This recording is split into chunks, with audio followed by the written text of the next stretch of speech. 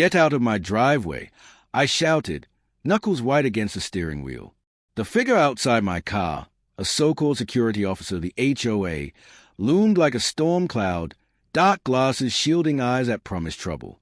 "Step out of the vehicle, Mr. Riley," he replied, his voice smooth and commanding as if I were the one breaking the law. I glanced at my driveway, a perfectly manicured stretch of concrete. For what? Parking too far to the left. A cold laugh escaped my lips. He smirked, revealing a hint of malice. "I'd watch what you say. We're watching everything." He motioned to his belt, where a walkie-talkie sat like a loaded weapon, waiting for its call to action. My heart pounded. I didn't care about the ridiculous rules of Maplewood. I wasn't going to let this stranger intimidate me. "You know what? I think it's time I talk to your boss. Karen, wasn't it?" The name hung in the air, a poison dart aimed straight at him. His expression darkened, and my pulse quickened with anticipation. This was more than a petty squabble over parking. This was a pulse of a sinister takeover. It was the beginning of something much larger than just me, a rebellion against the suffocating grip of an unwanted authority. As I climbed out of the car, the tension in the air surged. Each step toward him felt like stepping onto a battlefield, a clear line drawn in the sand. I could feel the other neighbors peeking from behind their curtains, their eyes wide with curiosity and fear. They weren't watching a mere confrontation. They were witnessing the birth of an uprising. The officer unleashed a low chuckle. "Karen doesn't take kindly to troublemakers. You know. We have our ways of handling dissent." "Troublemakers? Or people who value their freedom?" The words tumbled out, each syllable fueled by a desire for justice. In that moment, I realized I was not alone. My neighbors, those quiet figures hidden away in their homes, too fearful to challenge the bulwark of authority, had felt the weight of Karen's rules closing in around them. I wasn't just standing up for myself. I was standing up for all of us. "Tell Karen I'm coming for her," I declared, voice firm. And with that, I turned back to my car, determination blazing in my chest. That night, I gathered a handful of brave souls, Jack next door, an ex-Marine with a tattooed form, Agnes across the street, who baked like an angel and wielded her rolling pin like a sword. My living room transformed from a sanctuary into a war room, maps of our neighborhood strewn across the coffee table along with scribbled notes of Karen's countless infractions. "It's not just about the parking," Jack said, his voice a low rumble. "It's about our rights. She's criminalizing our very existence with her rules." "Exactly," Agnes chimed in, her eyes shining with fire. "We pay dues to live here. We deserve a say." I took a deep breath, rallying the courage that was bubbling in the pit of my stomach. "We'll force her hand. We'll expose her for what she really is, a tyrant hiding behind a smiling facade. If we band together, we can dismantle this regime." Days turned into weeks, and as I gathered evidence, I found myself drawn deep into the darkness of the HOA's operations. Karen wasn't just a nuisance. She was a puppet master, controlling the threads of power with an iron grip. I stumbled onto something truly chilling, a hidden ledger that detailed fines and fees levied against residents for alleged infractions. What was worse was the realization that these fines weren't meant to maintain community standards. They filled Karen's pockets. "Look at this," I whispered, a chill racing down my spine as I shared my findings with Jack and Agnes later that night. "She's been using our own money against us." "Time to expose her," Jack said, determination steeped in his voice. "We can't let this tyranny continue." Under the cover of darkness, we plotted our approach. The next HOA meeting was scheduled in just 2 days, and we would present our findings to the unsuspecting residents. We knew we had to act quickly before Karen caught wind of our plans. The evening of the meeting arrived, an anxious energy buzzed in the air.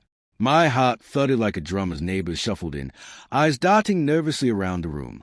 I could feel the collective tension, a simmering pot on the edge of boiling over.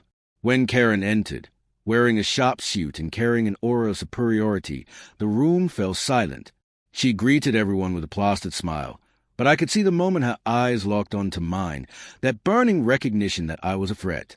"Let's begin," she announced, voice smooth like honey but dripping with authority. "I have some updates to share." Before she could finish, I stood up, surging with adrenaline. Karen, I think it's time the community hears the truth about how you've manipulated our trust. Gasps rippled through the crowd, akin to shockwaves. Karen's smile faltered, replaced by a scowl that darkened her features. You should really watch your mouth, Alex. You don't want to make an enemy of me. I'm not afraid of you any longer. We've been keeping tabs on you, and what we found is unacceptable. The words poured out, fueled by anger and justice. The details of the ledger echoed through the room, a mounting proof of corruption that exposed her power for what it truly was, a sham. As I laid out the evidence, the tide began to shift. Neighbors leaned in, faces alight with a mix of anger and determination. They had all felt it, the tightening noose of fear, but now a spark ignited in their hearts. Karen's fury boiled over. This is slander. You're nothing but troublemakers. But her words landed on deaf ears. The tide was turning, and panic washed over her like a tidal wave. Troublemakers stand up for their rights. I roared, the crowd behind me echoing the sentiment, voices rising in unison. Empowerment surged through the room, swelling like an unstoppable tide against tyranny. With momentum on our side, the HOA's power began to wane. One by one, residents stood, voicing their grievances, a chorus of truth cascading like a waterfall. The fear that had shackled them for so long began to crumble, and in that moment, we realized our strength, our unity. Just as I thought she was about to break, she erupted in a hysterical laugh that bounced around the room. You think this is over? I'll make your lives a living hell. But we were ready. We wouldn't let her reign of fear suffocate our voices any longer. The meeting culminated in the call for a vote to oust Karen that had been brewing since the first time she dictated rules like a dictator. The tension hung thick in the air as the ballots were cast. When the results were announced, her face twisted in disbelief. She had underestimated the strength of a community standing together. Victory didn't just taste sweet, it was intoxicating. As we kicked her out, without the support of her loyalists, I watched her retreat, like a dark cloud dispersing under the light of dawn. I turned to my neighbors, a newfound light glimmering in their eyes. We've taken back our community, I urged. Now let's make it a place defined by unity, not fear. And at that moment, I knew we had forged something stronger than a neighborhood. We'd reclaimed our freedom. The fight against tyranny had illuminated a bond that could withstand anything. From that day forward, we transformed the HOA into a true community forum where everyone had a voice. It no longer felt like a battle. It felt like home, a home built by the very neighbors who stepped up, their voices powerfully united against oppression. Karen may have thought she could silence us, but what she ignited was a fire that would never extinguish, showing me that the heart of Maplewood was resilient, and together we had become unstoppable. As Karen turned to leave, her expression twisted in disbelief, a palpable tension shattered in the air like glass. The room, once thick with fear, now throbbed with a new energy, an exhilarating blend of defiance and exhilaration. The cheers erupted like fireworks, celebrating our hard-fought victory, but something lingered beneath the surface, a shadow that sent chills racing down my spine. Did we really just do that? A voice broke through the euphoria. It was Agnes, her eyes wide with a mixture of joy and unease. Not just do it, we took a stand, I replied, trying to match her excitement, but deep inside, I could feel a storm brewing. We've opened the door to real change. But as the celebration continued, I couldn't shake the feeling that this wasn't the end. Karen was not an ordinary foe. She was a master manipulator. As I glanced around the room, I noticed Jack's brow furrowed, the thrill of victory tinged with concern. "Hey!" he called out, pulling me aside, his voice a low whisper. "You do know she won't just accept this, right? She'll retaliate." "That's just a strategic fear-mongering talking." I shrugged, but doubt crept in like an unwelcome guest. "Think about it." Jack leaned closer, urgency in his tone. "She has resources, connections. She's not going to let this slide." "What do you mean?" I pressed, the knot in my stomach tightening. Jack was always a cautious one, and for good reason. Let's just say I've heard whispers about her dealings. She's been keeping tabs on residents far beyond the rules of the HOA. She's got dirt on all of us. His voice dropped lower. What if she uses that to retaliate? The weight of his words hung in the air, a helicopter blade spinning in my mind, a whirling cacophony of fear. What can she possibly have on us? People fear her for a reason. I can't shake the feeling that our win today has made her desperate, he concluded, his eyes grim. My mind raced, piecing together the puzzle. What truths could she twist, or what lies could she spin? I felt a cold sweat slide down my back. We've exposed her, Jack. She's vulnerable. We have to stay united. Unity only works if we're prepared for what she might throw at us next, he insisted. Just then, a loud crash echoed from the hallway. The jubilant atmosphere faltered as we all turned toward the sound. Had someone dropped something? Oh, was that a sign of something more sinister? Before anyone could react, a shadow flitted past the window at the back of the room. My heart hammered in my chest. Did you see that? I asked, my voice barely above a whisper. Yeah, what was that? Jack asked, eyes narrowed. Everyone stay put. As I approached the window, adrenaline thrumming in my veins, a figure retreated into the night, disappearing behind the shadows of the streetlights. I squinted, trying to make out a face, but it was too dark. Maybe it was just someone walking by. Agnes suggested, though a shaky tone betrayed her uncertainty. Or it could have been someone watching.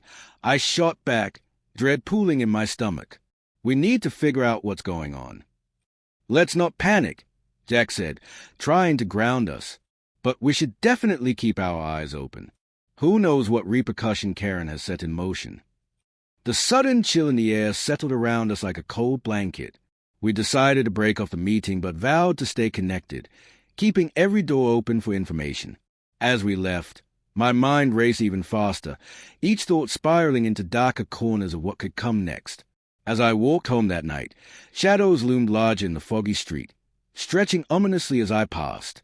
My house stood silent, a familiar shape that now felt hostile. I turned on the lights, but even in the comfort of my own space, I couldn't shake the feeling that we had awakened a monster. The phone rang, a shrill interruption of my reverie. I hesitated, an icy spike of fear jolting through me. Who could it be at this hour? With cautious fingers, I picked up the receiver. Hello. Alex, a voice is on the other end, low and sinister. It was a voice I didn't recognize, but the threat wrapped around my gut like a vice. You made a big mistake. Karen doesn't like to be challenged, and she will retaliate. You've been warned. The line went dead, leaving only the hollow echo of my pounding heart. My mind raced, caught between disbelief and paranoia. Did I really just receive a warning? I dropped the phone, my breath quickening as my thoughts spiraled into a dark whirlpool. What was Karen planning? The joy of our victory had morphed into a suffocating dread.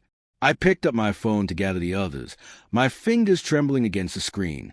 We had won today, but the battle was far from over. If Karen was indeed plotting revenge, we needed to be ready. With every response from my neighbors coming in, I felt a rush of resolve pulse through me. We had stood up to Karen once, and like phoenixes rising from ashes, would regroup, fight again, and unravel whatever she had in store for us. The night was thick with unease, a sinister promise heavy in the air. I steeled myself, ready to confront whatever lay ahead, knowing one thing for certain. We would not be silenced again. The air was thick with tension as I gathered with my neighbors in the dimly lit community center the next evening.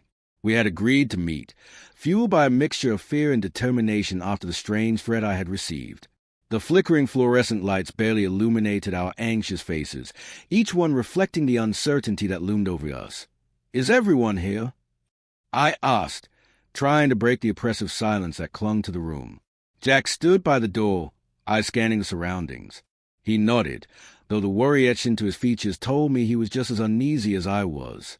Let's keep it quick, he urged, his voice steadying the frantic energy in the room. If Karen is planning something, we need to be prepared. But what can we even do? Agnes chimed in, her voice trembling. It feels like we're outmatched. She has resources we don't. Exactly, I interrupted, emboldened by the support of my neighbors. But we have something she doesn't, each other. Together we're stronger. Murmurs of agreement rippled through the group, but I could still sense the fear clinging to everyone. I took a deep breath, deciding to share what had happened the night before. I got a call. I confessed, the weight of those words pressing down on me. The voice warned me about Karen. It felt ominous, like we're being watched. Concerned glances were exchanged, and Jack frowned. Could it be a prank? Or some kind of intimidation tactic? Or both, I insisted. It doesn't matter. We need to be vigilant. If Karen isn't playing fair, then neither will we. I paced the room, feeling the adrenaline course through me as ideas began to manifest. What if we set up a watch system? We can take shifts, keeping an eye out for anything unusual. Are you serious? Agnes interjected, eyebrows raised. What if she catches on? She has ways of finding out. Then we have to outsmart her, I retorted, a thrill coursing through me, igniting the spark of rebellion that started this journey. We can create distractions, make it seem like there's chaos everywhere. She'll never know where to focus her attention. Jack leaned against the wall, arms crossed, contemplation shadowing his features. It's risky, but it might just work. The harder we make it for her to target one specific person, the better. A weight was lifted as the energy in the room shifted. We were plotting, strategizing, a covert operation against a woman who held our fears in her grasp. We could collaborate with other neighbors, I suggested. Get them involved without making them frightened. Just casual conversations. Keep it light, but make sure they know something's up. As we discuss our plan of action, a sudden noise pierced through our conversation, a sharp knock echoing from the room's entrance. All heads turned, a momentary freeze enveloping us. Who could that be? Someone whispered, eyes wide. Cautiously, Jack moved towards the door, glancing back at us, gauging our reactions. The knock came again, this time louder, resounding through the tension-filled air. Stay here, he warned, before slowly opening the door. Standing in the doorway was a figure, a shadow cloaked in an oversized coat that obscured their features. Can I help you? Jack asked, his voice steady yet laced with uncertainty. The figure stepped forward, revealing a familiar face. Grace, our usually quiet neighbor who lived 2 doors down. But something felt different about her. Her eyes darted nervously around the room, as if she were afraid of being seen. I need to talk to you all, she stammered, brushing a stray hair behind her ear. There was a wildness in her gaze, an urgency that made my heart race. What is it? I aged, taking a step closer, feeling the unease ripple through the group. It's about Karen, she whispered, glancing over her shoulder as if she feared being overheard. I've seen things. Terrifying things. What do you mean? Jack pressed, his brow furrowing. What have you seen? Her voice lowered further, almost a whisper, as if the very walls might betray her secrets. I can't explain in public. Please, can we go somewhere private? My heart pounded as we exchanged determined looks. This could be the lead we needed, the insight that would allow us to understand our enemy better. Sure, I replied, leading her deeper into the room where we could speak free from prying ears. As we settled into a corner, her words tumbled out, quick and frantic. I've been taking notes, watching her patterns. Karen is involved in something much bigger than any of us realized. What do you mean? I pressed, wrestling with both excitement and dread. Grace took a moment to catch her breath, her eyes wide with urgency. I saw her meeting someone, a man in a car late at night. They were exchanging documents, confidential papers, and I think she's connected to something illegal, something dangerous. A wave of shock washed over the group. What kind of illegal? Jack asked, leaning forward. I'm not sure, but if she's involved with people who could hurt us, we have to warn everyone. Grace urged, her voice barely above a whisper. We can't just stand by. Before I could respond, a loud crash echoed from the entrance, shattering the tentative calm we'd woven together. Panic shot through me as we all turned toward the sound, breath catching in our throats. Karen knows we're talking, Jack said, eyes wide, taking a protective step closer to Grace and me. Everyone stay calm, I urged, my heart racing. But as the door swung open violently, revealing a group of determined individuals led by Karen herself, a chill snaked through my veins. I heard you all are planning something, she sneered, the confidence radiating from her turned the room into ice. What a shame you thought you could conspire against me without consequences. With those words, our carefully laid plans crumbled away, the danger lurking closer than ever. The fight was only beginning, and we were about to discover just how far Karen was willing to go to protect her secrets. The air crackled with tension as Karen stepped into the room, flanked by two imposing figures I recognized only as her trusted enforcers. My heart raced, and I could feel the adrenaline pumping through my veins. This was not just a confrontation. It was a showdown we had all been secretly fearing. "Karen, I managed," my voice steadier than I felt. "What do you want?" She smiled, but the expression didn't reach her eyes. "Oh, I just came to check on my little rebels. I couldn't help but overhear how bravely you're scheming against me." Her gaze drifted over the group, lingering on Grace. "And you brought me a gift, someone who knows far too much." "What do you mean?" Grace blurted out, her voice shaking. Karen stepped closer, the darkness of her presence swallowing the remaining daylight from the room. "You thought you could watch me without my knowing? My dear, I have eyes and ears everywhere. You've just made a terrible mistake." "Is that a threat?" Jack challenged, his voice steady and defiant. "A threat? No, sweetie.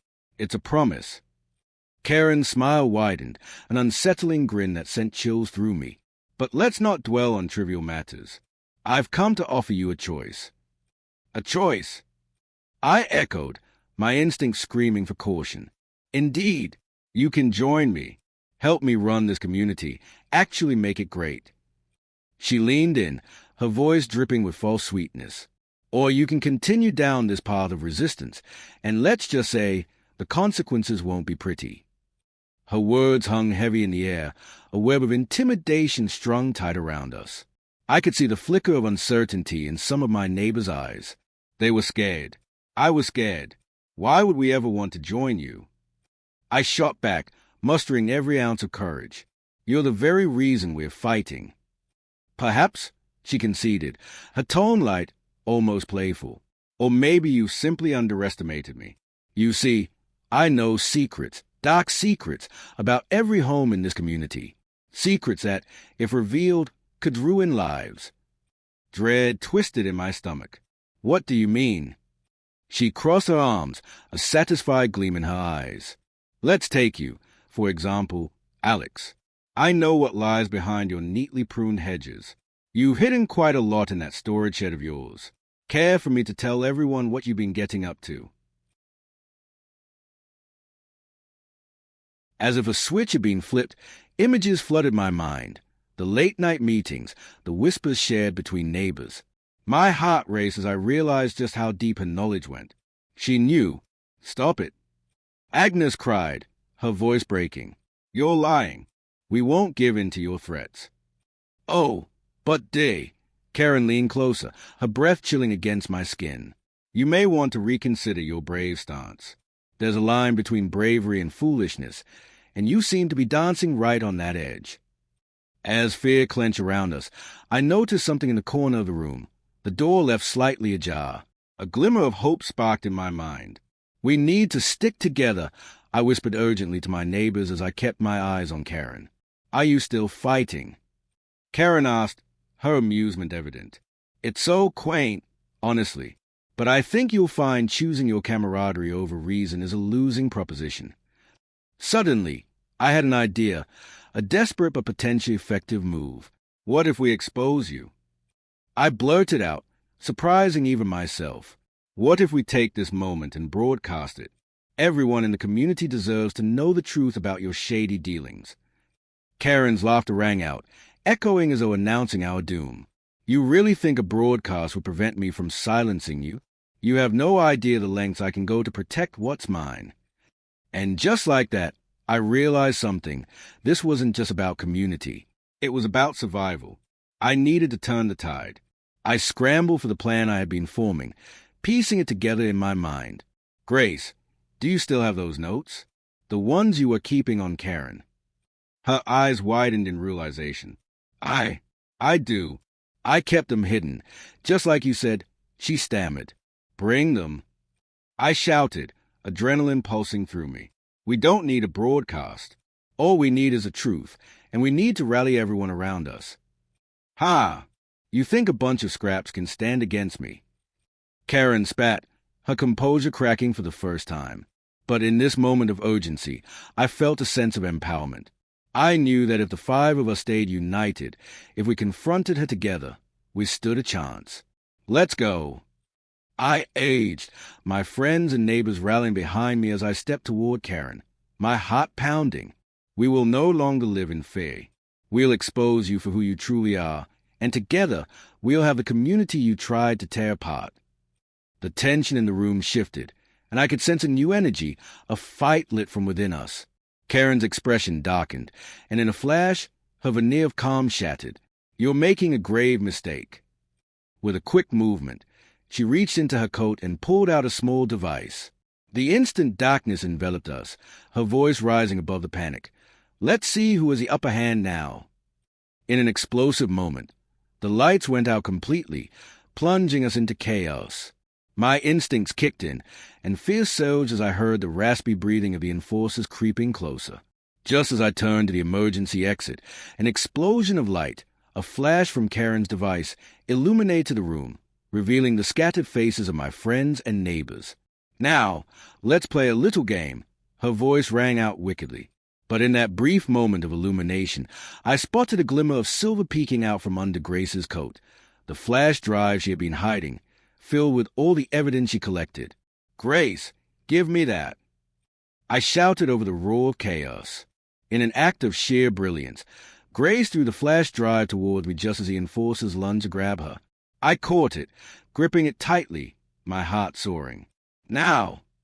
I yelled to my friends as we dashed for the street, where the flickering streetlights illuminated our path. We burst out into the night, gasping for breath, adrenaline surging through us. Our triumphant escape echoed through the air like a battle cry. Keep running. We need to get to the town hall. Jack urged, urgency fueling our actions. As we sprinted into the darkness, filled with fear and determination, I knew one thing for sure. This battle was only the beginning. We had discovered the truth, and in doing so, we had awakened a much larger fight. The thrill of victory danced on the edges of my mind, but I also felt the cold shadow of Karen lurking behind us, a predator poised to strike again. As we reached the town hall, with the enormity of our next steps looming ahead, one thing resonated in my heart. I could already feel the winds of change stirring. This community would rise against its darkness, and together we would be unstoppable. But just as the weight of hope settled within me for the first time, my phone buzzed ominously in my pocket. Confused, I pulled it out and saw a chilling message flash across the screen. Asterisk, you think you can run forever? I always win. Asterisk. The world around me split open like a fragile facade, and I suddenly understood the depth of the threat. This battle was far from over. It was only just beginning, and the real war was yet to unfold. The message had been clear. Karen would stop at nothing to keep her secrets buried, and now we were in the crosshairs. We had awakened something monstrous, and there was no turning back. In that moment, amidst the flickering streetlights and shadows that lingered, I felt a resolve harden within me. We would not back down. We would fight until the final breath. With a flash drive clutched in my hand and a renewed purpose igniting in my heart, I steeled myself for the dark days ahead. This was our community, our battle. The stakes had never been higher, and the truth would ultimately be our greatest weapon. But little did we know. Karen had one last card to play, a devastating twist that would change everything we thought we knew, leaving us reeling from the implications. And as the moon hung high above, cloaked in its silver light, I couldn't shake the feeling that we had only just scratched the surface of her true power.